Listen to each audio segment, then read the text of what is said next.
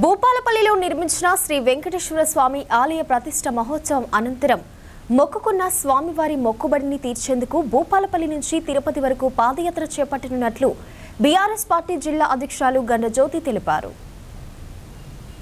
శుక్రవారం జిల్లా కేంద్రంలోని వెంకటేశ్వర ఆలయంలో పాదయాత్రకు సంబంధించిన వివరాలను తెలియజేశారు.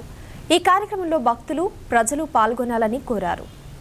ఎమ్మెల్యే గారు నేను కూడా ఏ విధంగా అయితే అనుకున్నామో దాని ప్రకారంగా అన్నీ జరిగినాయని మంచి సంతోషంగా మరి ఇక్కడ నుంచి కాలినడకన వెళ్ళొస్తున్నా 8వ తారీఖు రోజు ఇక్కడ నుంచి బయలుదేరి మరి కర్కపల్లి, మైలారము, మరి అదేవిధంగా కొత్తపల్లి టు గోరుకొత్తపల్లి నుంచి మరి సూర్యనాయక్ తండా తర్వాత ఫస్ట్ డే మల్లంపల్లి వరకు ఆల్మోస్ట్ ఇక్కడ నుంచి 39 కిలోమీటర్స్ డిస్టెన్స్ వస్తుంది.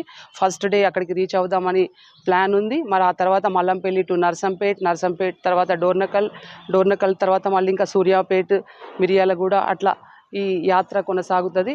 ఆల్మోస్ట్ రోజు 35 to 40 కిలోమీటర్స్ నడవాలని నేను అనుకుంటున్నా. కానీ మరి శరీరం ఎట్లా సహకరిస్తే అట్లా మరి 35 నడవచ్చు, 40 నడవచ్చు, 45 నడవచ్చు. ఇది పర్టికులర్గా ఇన్ని డేస్ అనేది అయితే ఏం పెట్టుకోవట్లేదు. మరి మీ ద్వారా వచ్చేటువంటి వాళ్ళందరికీ, ఎందుకంటే ఇది మరి కాలినడక ప్రయాణం ఉందని మండలాభిషేకం అయినాకనే మనం అనుకోవడం జరిగింది. కాబట్టి ఇక్కడ ఉన్నటువంటి భక్తులందరికీ కూడా మరి ఈ మెసేజ్ తెలుసు కాబట్టి అందరూ అడుగుతూ ఉన్నారు. తప్పకుండా ఉత్సాహవంతులు నడవాలనుకునే వాళ్ళు అందరూ కూడా రావచ్చు. భోజన సౌకర్యం బాగానే ఉంటుంది. కానీ కాకపోతే ఏంటంటే మనం వెళ్తున్న క్రమంలో ఎక్కడైనా మరి హోటల్ ఫెసిలిటీస్ అవి ఎట్లా ఉంటాయి ఏందనేది కొంచెం దాని మీద క్లారిటీ లేదు. కాబట్టి అదొకటే ఆలోచిస్తూ ఉన్నాం తప్పితే ఇంకా అంతకు మించి ఏం లేదు.